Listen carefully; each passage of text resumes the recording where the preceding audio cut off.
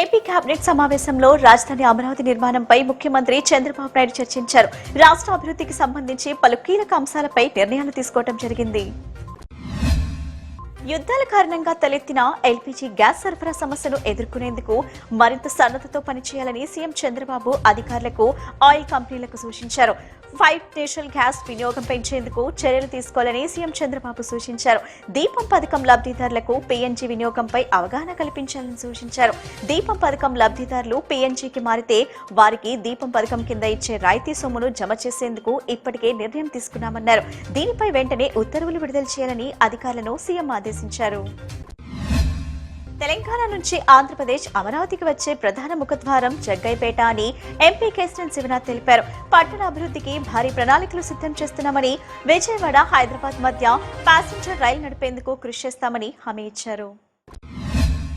CM Nara Chandrababu Naidu ఇచ్చిన ఆదేశాల మేరకు ప్రజల సమస్యలను త్వరితగతిన పరిష్కరించే లక్ష్యంతో ప్రజా దర్బార్ నిర్వహించడం జరుగుతుందని సెంట్రల్ ఎమ్మెల్యే బోండా మహేశ్వరరావు తెలిపారు. సెంట్రల్ నియోజకవర్గం ఎమ్మెల్యే కార్యాలయం నిత్యం పనిచేస్తుందని, ప్రతి శుక్రవారం స్పెషల్ డేగా రాష్ట్రంలోని 175 నియోజకవర్గాల్లో గ్రీవెన్స్ డేగా కార్యక్రమాన్ని ప్రజల నుంచి ఫిర్యాదులు స్వీకరించే విధంగా రూపొందించి నేరుగా ఎమ్మెల్యేలు, ఎంపీలు, ప్రజలు తమ కష్టాలను, అవసరాలను నేరుగా తమ దృష్టికి తీసుకురావడానికి ప్రజా దర్బార్ అనేది ఒక వేదిక అని చెప్పారు.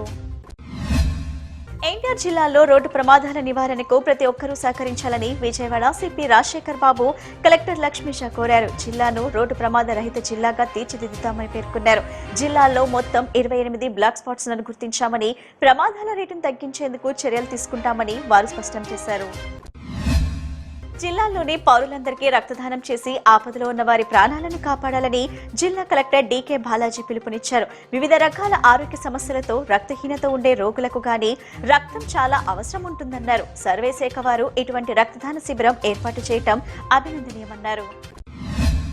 విజయవాడ సత్యనారాయణపురంలోని శ్రీ శైవ క్షేత్రం ఎంతో పవిత్రమైనదని, ఇక్కడ పెద్దలు, భక్తులు ప్రతిరోజు భక్తి శ్రద్ధలతో నిత్య పూజలు, ఆరాధనలు నిర్వహిస్తూ ఆధ్యాత్మిక వాతావరణాన్ని నిలబెడుతున్నారని ప్రభుత్వ whip Central MLA Bonda Maheswararao అన్నారు. శైవ క్షేత్ర పెద్దలకు, ఆలయ నిర్వాహకులకు, బ్రాహ్మణులకు ఎప్పుడూ అండగా ఉంటారని, వారికి అవసరమైన సహాయ సహకారాలు ప్రభుత్వ తరపున కూడా వ్యక్తిగతంగా కూడా అందిస్తానని ఆయన హామీ ఇచ్చారు. బీసీ మహిళలకు రిజర్వేషన్లో సబ్ కోటా విషయం తేల్చానాకే మహిళా రిజర్వేషన్లు ప్రకటించాలని బీసీ సంఘాల సమన్వయ వేదిక కన్వీనర్ కొలనుకొండ శివాజీ డిమాండ్ చేశారు. ఈ నెల 16న జరగనున్న ప్రత్యేక పార్లమెంట్ సమావేశంలోనే దీనిపై నిర్ణయం తీసుకోవాలని ఆయన కోరారు. మహాత్మా ఫులే శతాబ్ది ఉత్సవాలను పురస్కరించుకొని ఆయనకు భారతరత్న ప్రకటించాలని విజ్ఞప్తి చేశారు.